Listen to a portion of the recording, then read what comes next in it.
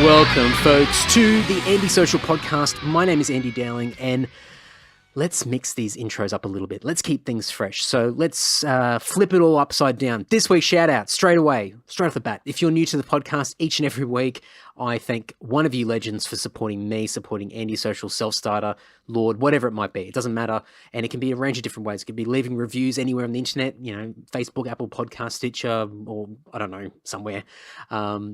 It could be buying a t-shirt. It could be buying a USB pass from my merch store over at andysocial.net. It could be shouting me a beer via the PayPal button over on my website. It could be buying some Lord merch. It could be a bit of social media love, sharing, tagging, liking, retweeting, all that crap. It could be a message of encouragement, or it could be a guest suggestion for a future episode. Whatever it might be, it all helps. It helps build this podcast. It keeps me inspired and motivated. And I just thank you guys so much for continuously doing all these things for me. It means a hell of a lot.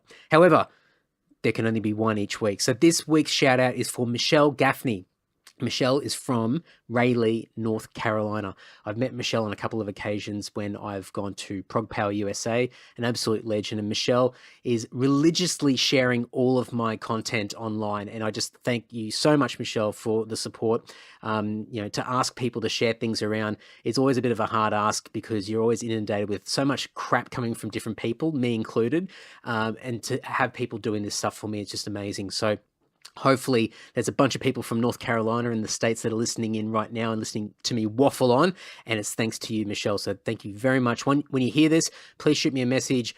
I will get your details and send something out in the post to you because we all like getting something in the mail. So please shoot me a message. Thank you very much. And thank you to you guys for continuously supporting me. All right, guys. So you guys know the spiel, but if you don't know me already, I play bass in the Australian metal band Lord. And if you love a bit of heavy metal, you can go over to lord.net.au, check out the brand new website that Tim has just recently updated. It looks fantastic in my biased opinion.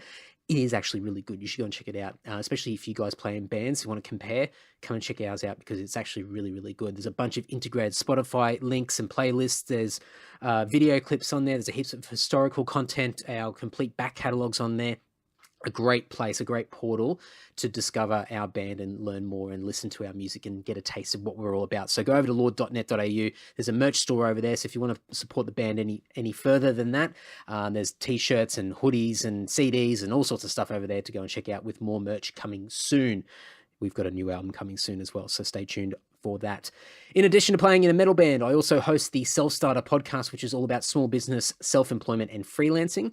So if you're a small business owner yourself, or you want to escape the cubicle, or maybe you just want to earn a little bit of money on the side, a bit of a side hustle, get on over to selfstarter.com.au. You can go and check that out, or you can search for Self-Starter through whatever the hell you're listening to right now. You should be able to find it. If you can't find it, shoot me a message and I will direct you. All right, guys. Now, this week's episode is with Paul Martin. Now, if you're not from New Zealand, you might still know who Paul Martin is, but if you are from New Zealand and you're a metal fan, I reckon you'll know exactly who this guy is. He is a staple when it comes to the New Zealand metal scene. He has been hosting the radio show, The Axe Attack, since 1987, and it's changed formats a couple of times over the years, and now it's currently with iHeartRadio. But Paul has been going strong since 87, and he has hosted some of the world's best metal heroes. He's supported so many New Zealand bands and, of course, a lot of Australian bands, including Lord. And in addition to being this legendary radio host, he also plays in World War IV and Devilskin, which is one of New Zealand's most popular rock and metal bands. They have received gold and platinum record sales in New Zealand. They've toured with some massive bands. They've done a bunch of stints in Europe. They played Download in the UK last year. They're huge. They're doing really, really great things. So I caught up with Paul. We spoke about the radio history of the Axe Attack. His commutes up to Auckland every Sunday back in the day to do the program. The longevity of all of that. We talked a lot about Devilskin as well, where I'm really curious about their work ethic and how much they've been able to achieve in what, in the grand scheme of things, has been a relatively short time. They're just doing amazing things over there, and they play these big clubs all across New Zealand, and they've just got such a loyal fan base. So we talk a lot about that. Now, if you want to check out more about Paul, about Devilskin, World War IV, the Axe Attack, you can go over to the show notes over at andysocial.net. You can go to devilskin.co.nz. You can go to iHeart.com/self-starter for iHeartRadio and search for The Axe Attack, or you can go to facebook.com/World War 4. That's FOURNZ. But all the links will be in the show notes over at andysocial.net. Enough crapping on from me, guys. Please enjoy this episode with Paul Martin of The Axe Attack, Devilskin, and World War 4.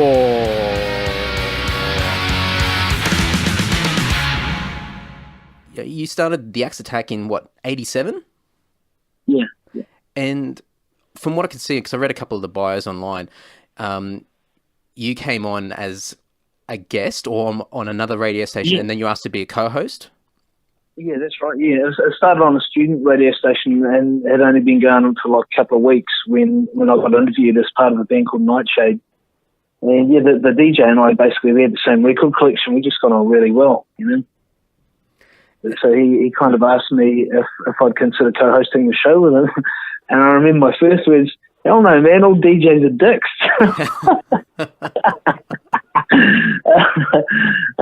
Turns out I was right then. Yeah, but yeah, just kind of fell into it by mistake, Andy, and it's weird to still be here after 30 years, you know. But I attribute it solely to the music and the passion of the people that listen to hard rock and heavy metal, you know. Well, it's a pretty loyal bunch, isn't it? Oh, absolutely. And like, I mean, the big thing, and I've learned this just doing sort of podcasting the last few years, is consistency is such a massive thing. And I've found that playing in a band as well. You've got to be consistent. You've got to show up all the time. You've got to give people that trust and that reliability. And for you to do that kind of stuff for like 3+ decades, I mean, that's a lot of following through and showing up, you know, each time and consistent. And I mean, and you know, I do, the show was once a week on the rock radio station, and that's like 2 hours from where I live, so I'd have to drive there every Sunday night through, you know. So whether my band was playing in Wellington on the Saturday night or whatever, I still had to be in Auckland by 8 p.m. or hell broke loose, you know. So yeah, I mean, it takes a bit. It takes a lot of dedication to do it, but you know, it doesn't feel like hard work when you love it, you know. Yeah, definitely. When you got asked to do the co-hosting, I mean, I'm assuming that you didn't have any prior experience of, you know, being a host of any kind of program or show. No, not at all. And that was here in Hamilton, which is where the rock first started. So it was the student station run at out of the university, and yeah, just because I got on so well with this guy, we just clicked, man. We went back to his place, and he showed me his records, and I showed him my records. It was like identical, and we're both mad about the same stuff, and we both like the same beer, and we just got on like a house on fire. Our girlfriends were best mates, so yeah, just kind of fell into it. And he says, "Man, you know so much about this music. Just come and co-host the show with me," you know. So yeah, it kind of started pretty innocuously, really. Did you have any sort of comfort zone issues when you first started, like just getting in front of the mic and having to sort of, you know, co-present with this other guy? Well, no, because I was, you know, like, I was drunk for a couple of years there back then. I didn't have I wasn't that bad. I didn't have a whole lot of inhibitions about it, and it was a student radio station, so I knew it didn't have a huge reach or anything like that. But it was definitely out of my comfort zone, just because I got on well with this other guy, and it's music that, you know, we're getting to play Protest records to people that had never heard them before. Violence, you know, and or, you know, Judas Priest and Merciful Fate and all this cool stuff that people hadn't, you know, heard much of before here. So yeah, we're just excited to be delivering this cool music to folks, you know. I was going to say, like, when you get excited about something, you sort of lose any fears that you have about anything else, because you're so into what you're doing. Exactly, mate. And you know, it's like being a musician and an artist, you know, it's all about the passion and the moment taking over. That gives us the rush to keep us going, doing what we're doing, you know. Whether for me it's speaking to a crowd of school kids or something about music, or people at a tech or something like that, or playing on stage or doing my radio show. It's just the buzz that you get from doing it because you love it. And it was a few years of doing that before the opportunity popped up for the show in Auckland. Yeah, the radio station. I did 6 years on the student station. Yep. And I won best specialist music show for the 6 years running, and then I was kind of tired of turning up to student radio, and you know, we had record players back then.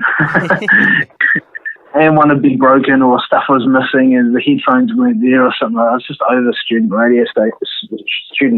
So the rock had just started, and it was this brand new rock station, and they were playing cool stuff and AC/DC and, you know, all sorts of rock and unheard of before in New Zealand. So I just hit them up with a wee proposal and said, look, I've been voted best 6 years in a row. Take me on. And yeah, they jumped at it. Even paid me like $30 a week. So I was just stoked, man. I was just wrapped. And then the radio station got bigger and bigger and started broadcasting out of the Waikato area, and then just, you know, eventually became nationwide, and I went along for the ride. But they moved out of Hamilton and up to Auckland. Yeah, okay, yeah. And stuff that, mate, no way, you know. Hell no. Wasn't going to live there. So I used to commute. It's not like they were paying me enough to live up there or anything like that. But yeah, I just used to commute once a week up there to do it. And, you know, did that for quite a few years, and then parted ways with The Rock, and now I'm with iHeartRadio. And they used exactly the same computer systems in that, funnily enough, and I'm perfectly able to do it from Hamilton and send it to their head office in Auckland. So maybe I didn't have to travel for that extra 20 years that I did up to Auckland there. Well, I'm sure you've had many moments, driving the car and just being alone with your thoughts and a lot of reflection. Yeah. yeah, definitely. But you know, I'm really enjoying the new platform. iHeartRadio is such a great platform because now people don't have to have to be in front of their radio for those 3 hours a night on a Sunday that I was live to air, you know, because I never pre-recorded it. I did it all live. And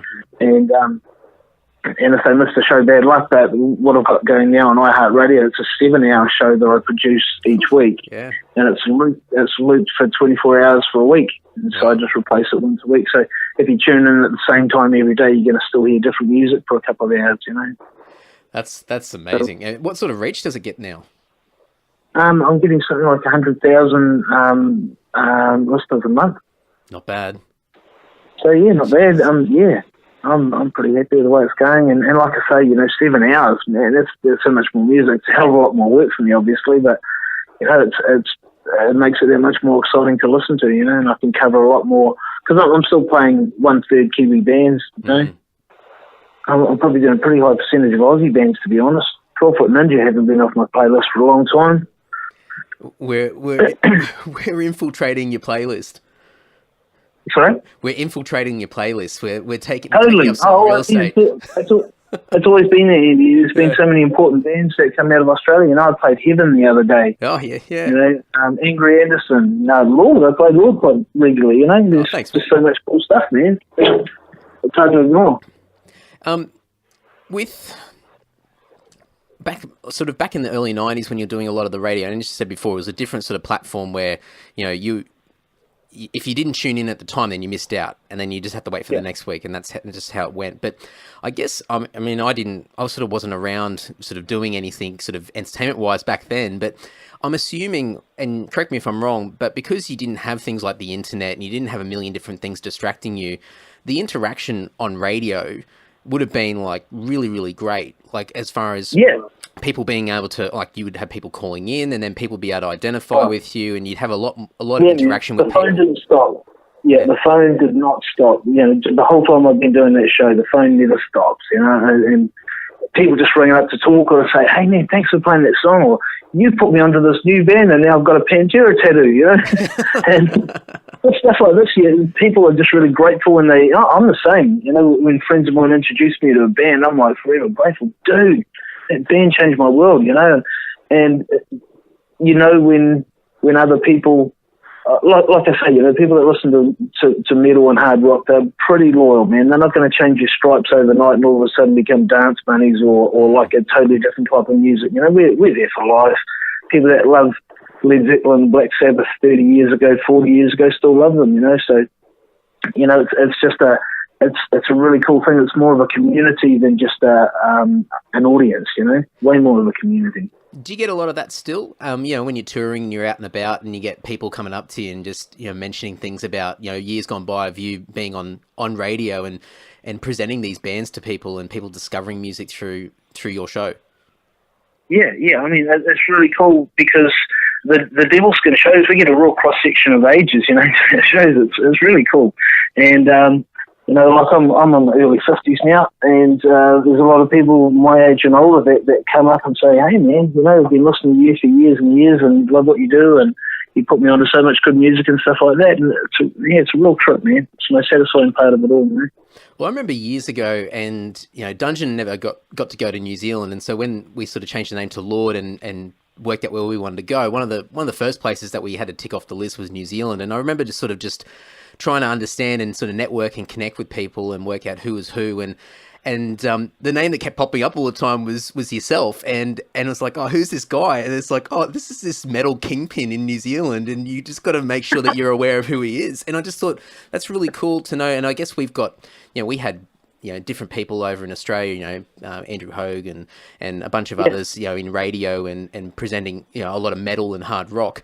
And it was almost like the equivalent in New Zealand, but you had such a tenure, even at that stage, where it's just like incredible. So, obviously I see New Zealand as such a unique place because it's such a small place, and it's almost like that real sort of community vibe where, I'm sure it's not the same when you actually live there, but from the outside looking in, it's got this feeling of everybody sort of knowing each other and having a connection. And maybe that's just metal and hard rock, more so than New Zealand. But I sort of looked and went, this is really cool that there's people over there that are just flying the flag for this type of music. And, New Zealand sort of certainly had a lot of exposure in the last several years with a lot of great bands coming out, and people like yourself have no doubt sort of helped accelerate a lot of this awareness. Yeah, totally. I feel, as my role as a radio host of the X Attack, I feel obliged when I hear good Kiwi music to thrash it until people get it, And here's a really good example, man, Alien Weaponry. Yeah. Holy crap, they sent me their first demo and it sounded pretty rough. And I thought, it's a good song, but it's probably not broadcast quality. Stuff it, man, is going on here, And I've been behind them since day one. We took them out on the road with Devilskin and opened them up to a whole new audience for a tour, and just believed in them from the start because I thought they just had something special, Not just the fact that they were so young, but there was a whole lot going for them, and they were just really hungry. So I've championed them as much as I can. There's a whole bunch of bands over here the same that I really think deserve to be heard. So, you just kind of see it as part of your role to be making people aware of good shit, Do you think it's hard it has been hard for New Zealand bands to get awareness? The Aussies have always sort of flown the flag, and we get confused with, you guys get confused with us sometimes. And that's a culture thing. But yeah. Oh, totally, yeah. We are geographically isolated now. Proximity to Antarctica doesn't really help anything as far as the music world goes. But, I think that it just steals your resolve. If anything, the ones that are going to make it will have to just buckle down and work that a little bit harder, Mm. Yeah, it's only a small population here. We don't have enough people coming out to the gigs still, There'll be some really cool bands playing to like 40 or 50 people, regularly. And it's kind of, we need 300, 400, 500, 600, 700 people to come to these shows. But we just keep trooping away, man, because that's just how it is. The cost of living here is a bit tougher.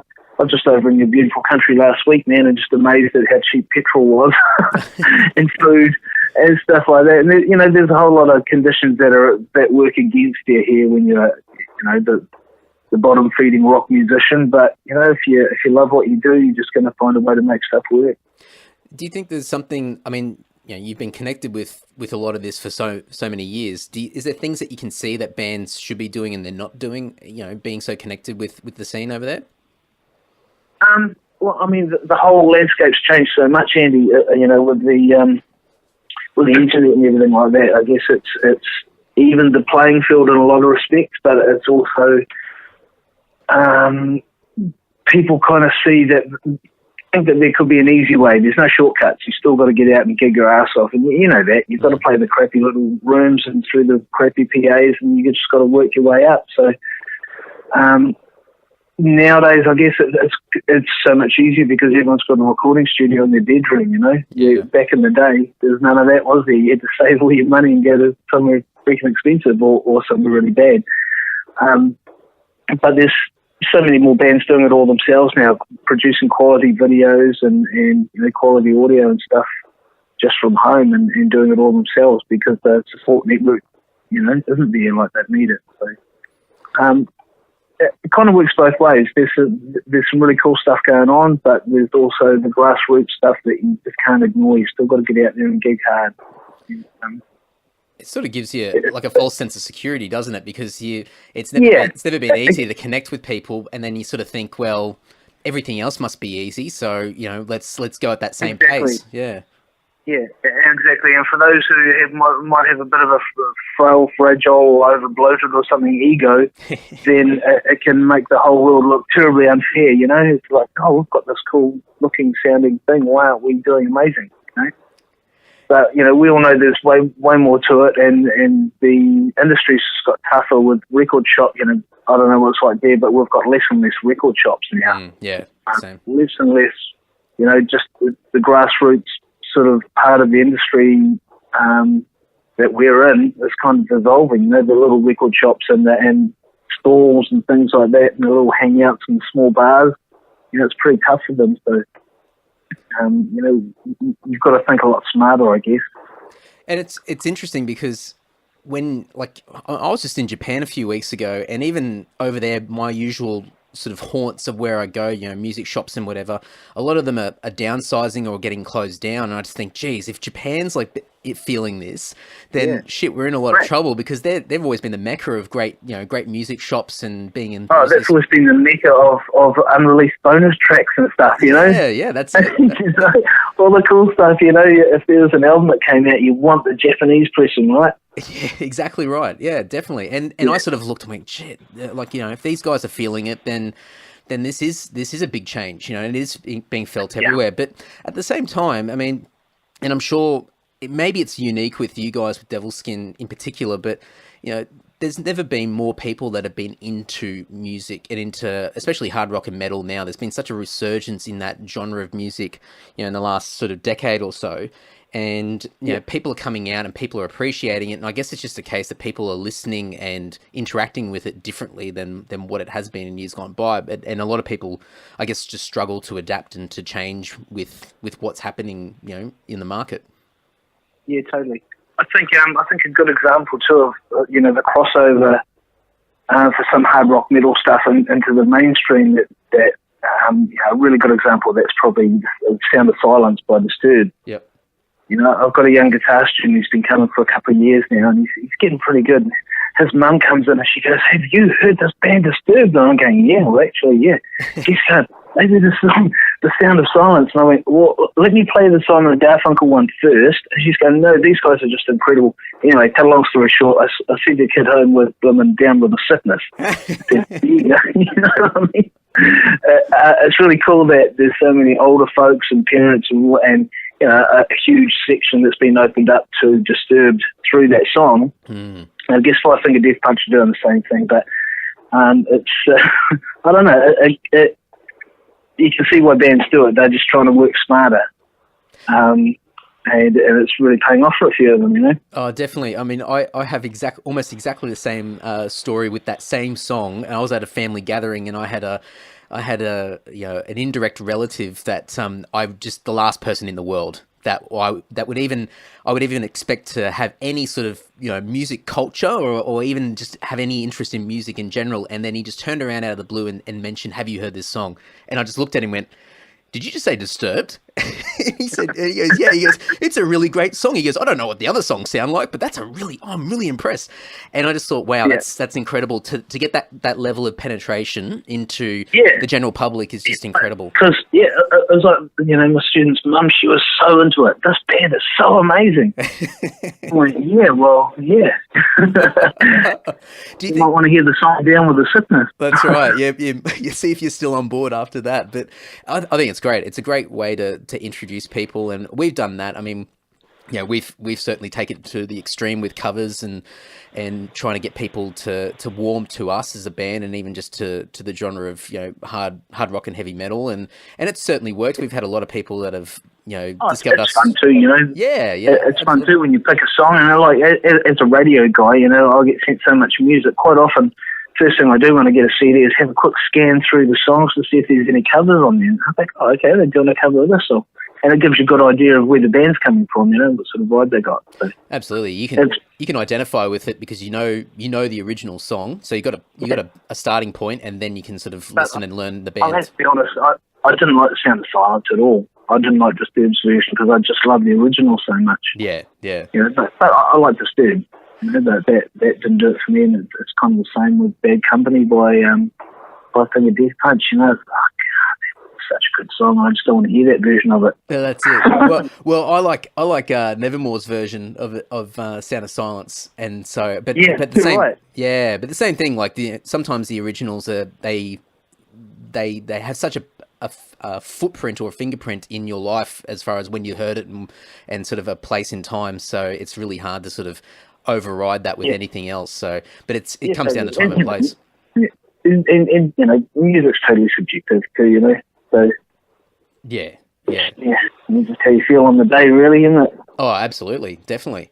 Do you think that the stereotypes and the stereotypical stigmas that are associated with metal, do you think they've changed quite a bit over the years? Like going back to like the late 80s and early 90s, and it's a lot more accepted now. Yeah, it is because so many people like metal. It's just like it had to infiltrate.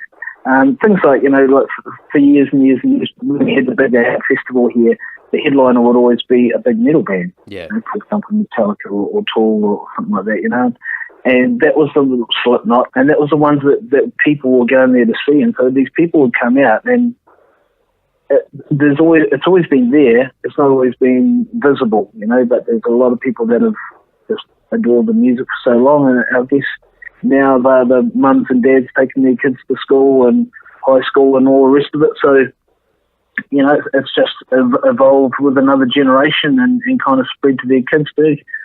So many of the kids in my kids' circle of friends, their parents are old metalers, Yeah. It's awesome. And it's funny, like I certainly see it now where you'll be, just day-to-day life, and then you'll come across somebody that is just the last person you would expect to know anything about metal or enjoy it, and they're a doctor or they're a lawyer, or it's just some profession that, in the past you just never associate that anybody that does anything like that would like that form of music. But now, because everybody's getting older and it's a different generation coming in, that it makes sense that there's going to be people out there that are professionals and they love this music, and it's really, really cool to see. Yeah, it's freaky. I was in a car accident the other day. Some guy ran a stop sign and smashed into me and wrote my car off, and he put me in hospital for a little bit. But I'm lying there wondering if I've got a broken back or not, and the doctor's coming over. Hey, are you Paul from Devilskin, man? Hey, look, can I get you to sign stuff for my kid? Like, yeah, sure, man. Save my life, I'll do anything. So, yeah, it is. People just pop up all over the place, but that's really cool. Oh, yeah, man. I mean, that's what a surreal moment. Like, come on, quick, help me out first, and then, we'll talk about that later. Wow. Oh, yeah. I got stopped in town by a cop once, and he wanted a selfie for his son or something. Oh, that's funny. What do I do? Oh, no, man, I just want to get your photo. My kid's a big fan. Oh, I love it. Well, with sorry. What was it, sorry? Oh, no. I was just going to say, with Devilskin, mentioning it, the band's been around, for about 8 years now? Yeah, close to 10 years, really. Yeah, well, and it's funny, and I guess it's one of those things that, you guys, and I feel sorry for Kiwi bands or even for us, like in Australia, in comparison to North America and Europe, but, for me on the outside, I mean, I saw the name pop up here and there every once in a while in conversations and whatever. It's like, oh yeah, cool, just another, New Zealand band, and you hear a little bit here and there, and then suddenly something pops up in a social media feed, or you see an article somewhere, and then you see this band playing this gigantic room, and you go, oh yeah, who are they supporting? And it's like, no, that's their headline show, and you go, oh shit, who are these guys again? And it just became this thing that just built and built and built, and I'm just absolutely amazed at this success that the band has had over the last several years. And you guys do sold out tours, and you've brought out Hailstorm and had them support you in New Zealand and help them tour Australia and New Zealand, and you've gone to Download last year, and it's amazing to see, and maybe it's just me being a little bit ignorant and a bit disconnected at times, but I'm just absolutely amazed at the level of success that you guys have had over what, in I guess the grand scheme of things, a short space of time, and no doubt a lot of blood, sweat, and tears have gone into it. But what, apart from the music, and the music's like top notch, but what sort of approaches have you guys taken to sort of really get to the point that you guys are at now? Is it just luck, or I mean, obviously there's a lot of strategy and sort of. I think Eddie, probably no one's more surprised than me that I'm not saying I'm surprised the band's achieving any sort of success, because I mean we all believe in it, but I'm surprised that's happening to me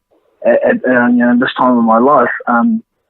But we've always had a really good work ethic. We've just worked freaking hard. When we're all fans of each other's bands when we played them before we got together. And Jenny's one of these bands that sent me a shitty demo.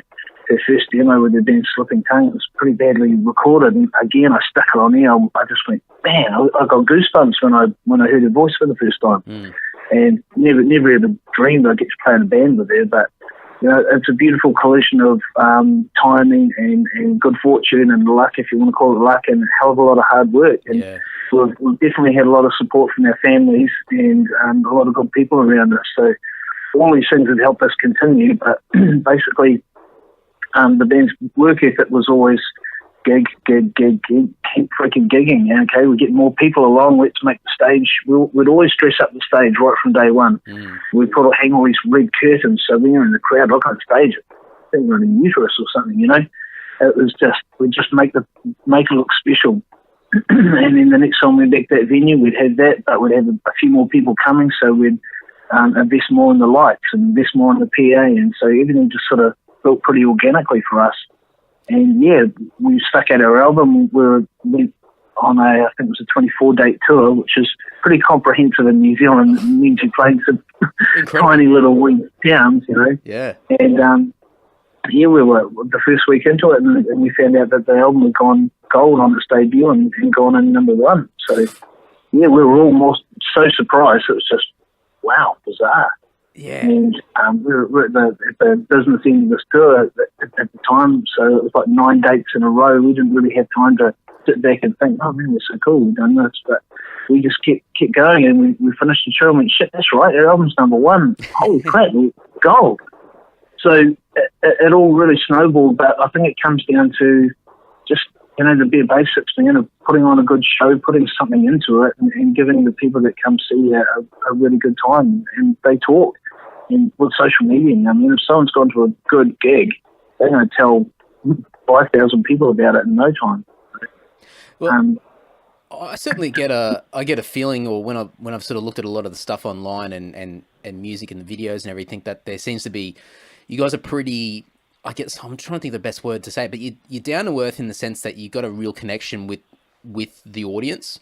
It's not you're not high and mighty above the audience. You're not disconnected from them. And there's this organic approach that you guys have got that I think's probably helped. And just what you mentioned before, doing 24 dates in New Zealand, I couldn't even name 24 towns or cities in New Zealand. It's incredible. So, but it's kind of like what a lot of the bands in Australia have done over the years. The successful ones is they've gone out to regional towns and places where a lot of bands would never play. Yeah, and they're stoked that you're in town. And some of those towns might be secluded, so they've got a huge catchment area. People that might go out once a year, and they'll come to your gig if you put your cool enough posters up there soon enough, So it's all about being smarter about it, and we just want more people to see us, and so that's what we just work towards. The thing about down to earth, well, man, we're still fans. We still go to gigs and try and push our way to the front row. We're big fans of music, and to meet other people who are big fans of music, fans of our band, that's really special, and we've met some really incredible people that have, become friends for life through the band. We've met people that have tried to take their own lives and said, hey, look, your lyrics in the song saved my life. Thank you. And look, or my husband and I walked down the aisle for one of your songs, and we've got the lyrics of the song tattooed on our arms together. Wow. And so much cool stuff like that, man. It's just, it really humbles you, and it just makes you think, man, we've got a really special job here doing this. It's like we get to play music that people are going to listen to and get involved with and connect with. So, yeah, it's not something you can take lightly, you know. Oh man, yeah, really humbling, definitely. It's a soundtrack, isn't it? You're creating a soundtrack for people's lives. Totally, man. You know, and I've had the same. I've got albums that are part of the soundtrack of my life, and for people to come up and say, "Hey, man, your album, I just played it when I was in this dark place, and it helped me, and it's just done this." Wow, it's freaking cool, man. Oh, it's the best job in the world, isn't it? Oh man, it's funny because at times you sort of forget about it. You get into the grind of it all, and it's a bit of a churn and burn sort of aspect at times, and then every once in a while you sort of get shocked out of the system, and you go, "Oh wow!" Like, and it's a bit of a pinch yourself moment. You go, "Shit!" Like this is what's actually happening. Yeah, Eddie. I mean, how often do you sit down and listen to your CD, the Lord stuff, or stuff you've done before Dungeon and that? You know, hardly ever. Hardly ever. I'm the same. And you know what? Every now and then I get a slap in the face from my mate, and they'll say something about a song, and I go, "Really?" And I go listen to it again. I went, "Man, we did a really good job of that song." Yeah. Oh yeah. You know, I'm stoked that guy got the feeling that we put into it. Mm. So I guess we tend to just keep rolling after we write songs and stuff like that. We probably don't take the time to sniff our own flowers, if you like. You know? Yeah, definitely. It's really humbling when people just climb into your music exactly how you intended it to, exactly how you did when you wrote the song, you know? I think it helps a lot when you do play shows, you know, the way that you hold yourself on stage and the way that you sort of interact with people out in the crowd. And as you said before, like you're all fans of music anyway, and you've been in the crowd, you've watched these great bands growing up and even now, and you know what it's like when you connect with the band or with the musician on stage, or, you know. Dude, eye contact from your hero when you're in the crowd. Oh, you know, how special is that? Oh, man. He looked at me. I'm surrounded by hot chicks. He looked at me. Gene Simmons looked at me, man. Serious, it was me. I had a really quick story. When Maiden came out in 2008, a mate of mine and myself, we were in the crowd, and I think it was in Sydney or whatever. We did a bunch of shows, and Adrian Smith looked out and looked both at us, and he maybe he didn't even really make eye contact. Maybe he was looking at past us or the person next to us, but we screamed like little girls. It was just, we were so excited that we were like, "Oh my God, Adrian Smith looked at us," and we were just shrieking. And then we laughed later on, just went, "Oh my God, this is like, you know, a couple of teeny boppers at a pop concert." But it was just, it's such a simple thing. And I think that's why we're into music. That's why me and you play. You know, it's because that is the drug for us. It's a connection. It's that feeling, you know? Whether we're playing or enjoying someone else's music, it's the same deal, eh? Absolutely. It's that connection. It's that energy you get from people, and it goes back and forth, and it's cool. And so, as you said, when you get those reminders, when people reach out to you or make a mention of a song having an impact or an album, and then you sort of go, "Wow, like it's pretty special." Yeah, totally. You know, it's not something like, you know, take for granted for a moment. No, definitely. And sometimes I just need to select myself and go, "Dude, wow, you're doing something worthwhile here." Absolutely. We haven't played in New Zealand for quite a few years. I think it's been about 5 years since we played there. So we're long overdue, and we'll have to come back soon. No. But what's your feelings with New Zealand at the moment with metal and hard rock, as far as, you know, live venues and music? Because I mean, Australia's been hit quite a bit over the last few years with venues shutting down. Melbourne's a bit unique. Melbourne's always seems to go from strength to strength, but, you know, we certainly feel it. But has it been similar in New Zealand with, you know, difficulties in playing shows? We had a pub in Auckland called the King's Arms. Oh, yeah. I think you guys played there last time, didn't you? Yeah, we did. Yeah. And it's kind of like been the bastion of good hard rock touring bands and good touring bands for years, but that's been sold to developers to be turned into something stupid. But yeah, we're sort of down a couple of venues. There's a few more there, but probably not the same quality. I guess it's the same everywhere, man. You'll get a room that isn't a great room, but they have gigs there and people go, so it's awesome. So you just got to make the most of those for a while. You know, the days of wishing for a purpose-built venue for rock bands that's crowd-friendly is, you know, it's a big ask over here. But, you know, it just comes and goes. The venues come and go, but there's always something, and there's a hardcore crowd that come out and see all the shows. Definitely. Yeah, definitely. And is it a case that it's usually like the three the three main cities as far as Auckland, Wellington, and Christchurch, where the places to go still. Yeah. Yeah, Definitely. And a lot of touring bands just won't go to the South Island because it's freaking expensive, Yeah, definitely. But there's a mighty hungry audience in the South Island for hard rock and metal, especially, and Christchurch. They're a hardy bunch, man. God obviously hates Christchurch, but they hang in there. There's some pretty staunch metalers down there, man. Well, I remember playing it's gone now because of the natural disasters down there. But I think, what was it called in Christchurch, in Alsbar or something like that? Maybe. Yes. Yeah. And we played there, and then the next time we're due to go back, and we're like, oh yeah, we'll play that same venue. I'm like, no, that's gone. It's like, oh right, okay. Yeah. Oh, incredible. Horrific, man. Absolutely. The city lost so much, but like I say, they're a resilient bunch, and the middle crew down there is pretty staunch. There's some really good bands coming out of Christchurch. Yeah, we've maintained a lot of really strong connections with people in Christchurch, and the times that we played there has just been incredible. And as you said, they're very resilient, but really passionate about music. And there's been some great bands down there, and so I've maintained a lot of friendships with people in the South Island just from the brief moments that we've been there. And it's an incredible place.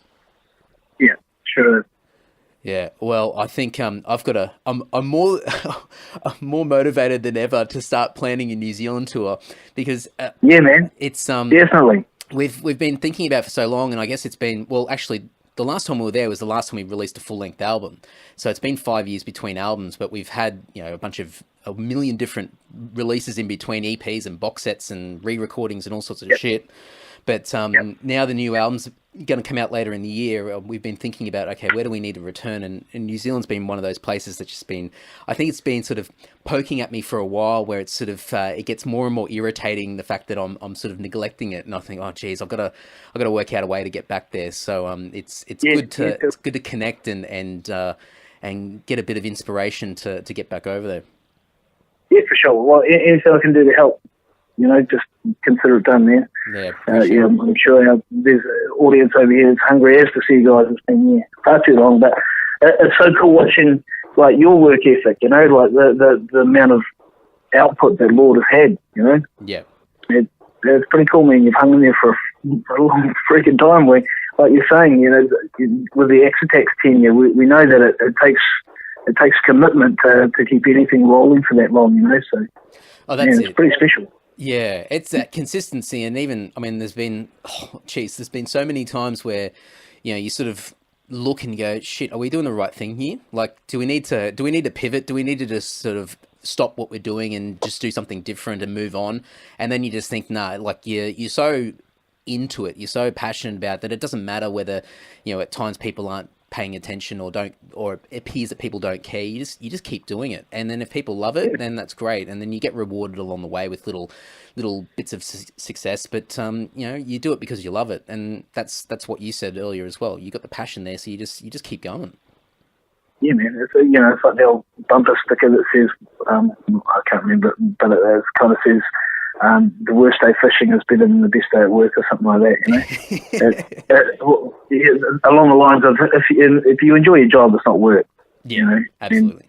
And I freaking love what I do, and I feel really, really privileged to get to play music with people that I love in front of like-minded folk. It's way too special.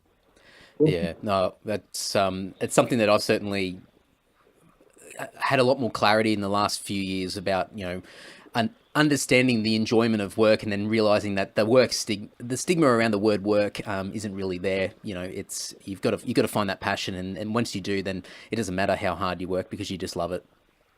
Exactly. And like most of my life I've been juggling 2 or 3 shitty day jobs at the same time, so I can enjoy my passion, Yeah. to give me the freedom to buy guitar strings or whatever, put petrol in your car to get to your next gig. So we all do what we have to do, and it's just about making sure you enjoy your life, and if you can make other people's lives happier at the same time, then man, it's what a bonus.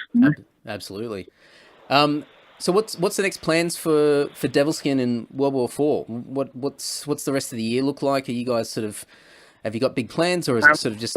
with World War IV, we've been rehearsing quite a lot, and we've been writing some new stuff. We recorded a song a couple of months ago that we're kind of sitting on it for now for a EP release in a few months, but we've still got another couple of songs to record. But with Devilskin, yeah, it's starting to get quite busy. We're probably, I think, 2 weeks out from a major announcement that I'm not allowed to talk about yet. But it involves us, taking off again. So yeah, getting pretty excited. We've just started pre-production with a producer towards recording a couple more songs shortly. So yeah, hopefully one will be a single, and we'll get out and about probably around about September, October, November. We're looking at being busy. So we've got some good things happening, man. It's starting to get a little bit crazy into this year. We had a bit of a tough year at the beginning.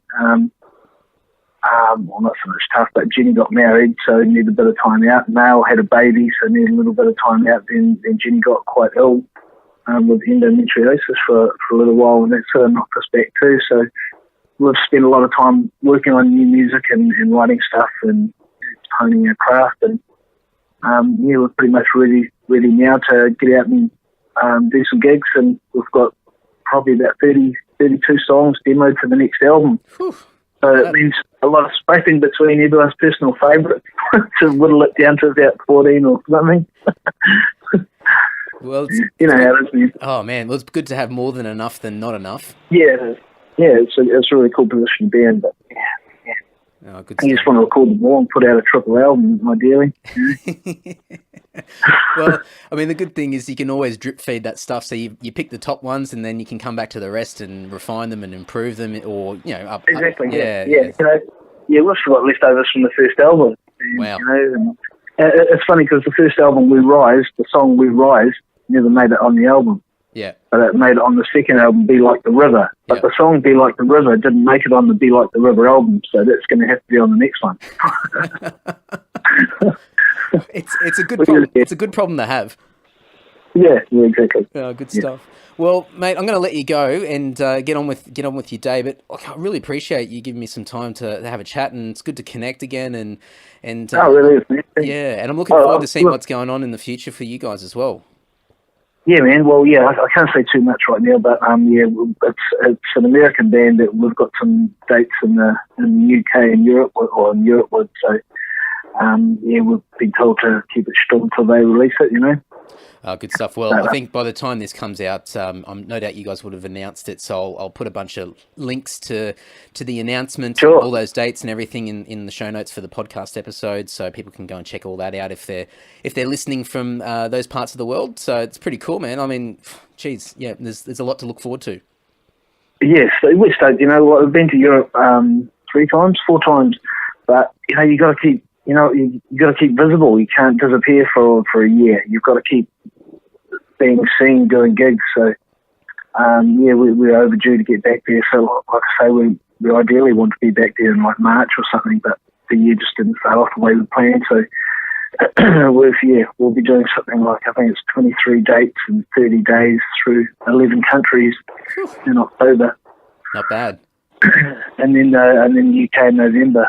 So, we're chomping now. I get pretty excited. Very good. Well, yeah, I'll put a bunch of links in the show notes so people can check it out. Yeah. If and I'll definitely keep you posted as soon as I'm allowed to say a word. Yeah, of course. Yeah, so man, I really appreciate your time, and we'll have to keep chatting later on. Definitely, man. Let's keep in touch. Yeah. And anything I can do, you guys come over here, man. Whatever I can do to support, you got it. Love it. Thanks so much. All right, man. Take care. Have a good day. Man. Yeah, you too, mate. Thanks, bye. Cool. See ya. Cheers, guys. Cheers. If you want to learn more about Devilskin, World War IV, the Axe Attack, you can go over the show notes over at andysocial.net, and I'll have all the resources, the links, every possible way of discovering this stuff. I'll have embedded videos, pictures, basically, guys, what I do each and every week. So if you haven't checked out the show notes so far, do yourself a favor, go over and check it out. There's plenty of opportunities to further learn about these amazing guests and also support them in addition. So go over there, andysocial.net, check it out. A massive thank you to Paul, personally from me, for your support that you've given Lord over the years, and I'm sure that many other musicians are in the same boat and would say thank you as well. You do amazing things for many, many musicians out there and have been doing so for many years, and I'm sure even from a punter point of view, being exposed to so many amazing bands and music over the years, I'm sure a lot of people are appreciative of the hard work that you've been putting in for so long. So cheers, Paul, hats off to you, and hopefully we can catch up for a beer sometime in the near future. Oh yeah, quick edit here, guys. I forgot to mention one little thing. So at the end of that episode, Paul was alluding to an announcement that he couldn't mention at that point in time. But, some time's passed since we recorded that interview, and I thought I'll just plug it right now because it's since been announced. Devilskin are going to Europe in October, and they are supporting Hailstorm all through Europe. So they are playing, I think the first date's on the 1st of October, it goes right up till the 25th, and they're playing through, where are we? Netherlands, France, Belgium, Denmark, Sweden, Norway, Germany, Austria, Switzerland, Italy, Spain. There's heaps of dates there. There's also a big New Zealand tour that has been announced as well. I think that starts off on the 31st of August in Dunedin and goes right up until, come on, you bloody thing, goes right up until the 15th of September. And they're playing all across New Zealand as well, being supported by Written by Wolves. Haven't heard of them, might have to check them out. So you can go over to devilskin.co.nz, or you can search for Devilskin on Facebook. Go over to andysocial.net. I'll have all the links in there. But big tours, if you are in New Zealand or in Europe around that time, definitely go and check them out and say hi to Paul for me. Go and buy him a beer. Thanks. All right. Couple updates before we wrap up this podcast. From a Lord perspective, the album is progressing. We are still recording it. We got a second revision of our artwork, our album artwork. We are much happier with the second revision, and we've sent that back with some further amendments, but we are inching closer to hopefully having some announcements soon. I don't know what the timeline is. I think we're just trying to do what we can, and then when things get closer, then we'll start working out a bit of a timeline. But hopefully soon. We're getting closer and closer, and I think people are going to be really happy with this. Well, fingers crossed anyway. The two shows that we're doing for 2018, we're only doing two. September 22nd, Melbourne at Max Watts. We are headlining the Metal United Down Under Festival. You can get tickets for that through MoshTix and OzTix. And we are doing day 2 of the Steel Assassins Festival on November 3rd at the Ballface Stag in Sydney. Day 1 is being headlined by Hobbs Angel of Death, which, for you guys playing along, Peter Hobbs of Hobbs Angel of Death was on the podcast a couple of weeks ago, so make sure you go back and check that out. You can get tickets for that as well through MoshTix, or if you want to make it really easy for yourself, go to lord.net.au or andysocial.net, click on the Lord Shows tab, and all the ticketing info will be there for you. If you get lost, flick me a message. I will guide you to the destination. All right. Self-starter, really quickly, the latest episode 18 is up. It's a bit of a different one. It's a side hustle. I think I called it Side Hustle Haven. Yeah, it's a bit wanky. I don't know if that's going to stick. Anyway, we got to do something. Put it out there. We'll see what happens. See what sticks. See what doesn't. It's a side hustle special, which is all about Twitch. And if you don't know about Twitch, it's a live streaming video platform. Mainly reserved for gaming, but lots of people use it for all sorts of different activities, and you can earn money using it. So I had James and Jono, and for you Aussie metal fans, that's Jono from Tabra, if you're playing along, I had them both on the podcast to talk about their Twitch channels and how they're earning a little bit of pocket money, a little bit of extra coin on the side. So if you're curious and you want to earn some dollary dues, go over to selfstarter.com.au, or you can search for Self-Starter on the podcast player that you're listening to right now. Episode 19 will be out next week, I believe. I'm just trying to think of the date today and when this is coming out. Anyway, it's coming out soon, so stay tuned. Make sure you subscribe to Self-Starter. I really, really appreciate the support you guys are giving that. It is a smaller venture than what Andy Social is, but I have big, big plans for it over the long term. So any support that you guys can give, subscribing to it means a hell of a lot. It helps with all the little crazy calculations and algorithms behind the scenes, and just helps further legitimize that podcast. But I've had some amazing success over the last, since November last year when I first launched it. So it's actually been pretty incredible. So bigger and better things to come. So thank you very much for the continued support with Self-Starter.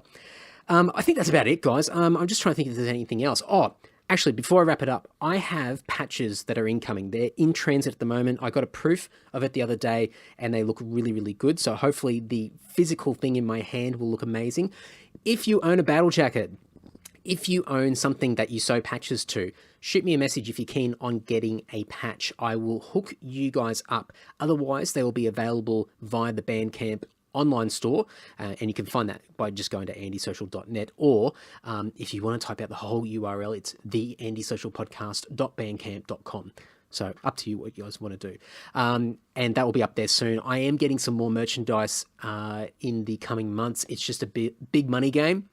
So your support, when you guys send any beer donations, yeah, it kind of goes to beer, but more or less it supports the podcast. It ensures that the money goes back in and builds this podcast. And one of those things being merchandise. So I've got heaps and heaps of podcast merchandise ideas that are going to be coming in the coming months and whatever. So yeah, every time you guys support, it all comes back in. So if you haven't got a t-shirt or haven't got a USB pass, or if you want to shout me a beer via the PayPal button, please do so. It all goes back into this, and it also helps me find more guests, helps me get out there and continue to improve this podcast and hopefully refine some of these crap outros. So with that being said, I'm going to wrap this one up. Guys, thank you so much for the support. It means a hell of a lot. Keep doing those great things. Appreciate it. It means a hell of a lot. And until next week, guys, take care. And I don't know what. Bye. See ya. Bye. Bye. Bye. Larry.